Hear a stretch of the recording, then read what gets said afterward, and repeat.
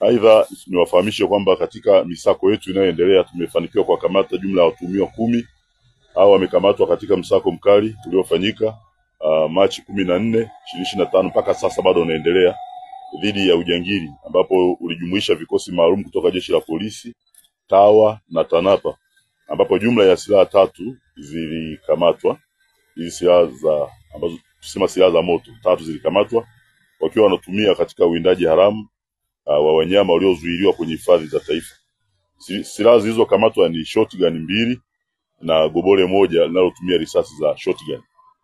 Pia zimekamatwa risasi 22, vichwa 6 vya risasi za kienyeji, maganda 9 ya shotgun, vifaa vya kutengenezea risasi 139 na baruti kopo 2 ndogo.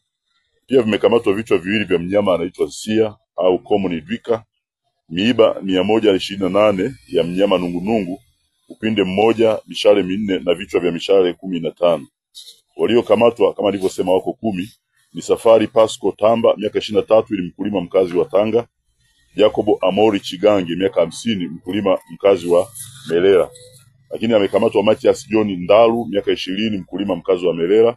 Amekamatwa Hussein Rashidi miaka 66, mkulima mkazi wa Melela. Amekamatwa pia Athmani Robert Matonya miaka 48, mkulima na mkazi wa Vianzi Mlandizi.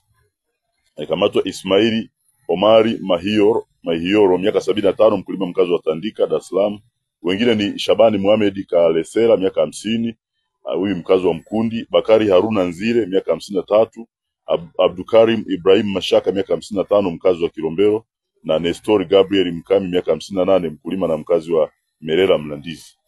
Jeshi la polisi linawashukuru wananchi wote kwa ushirikiano mkubwa wa kutoa taarifa na kufanikiwa kwa kamata watuhumiwa wa matukio yote.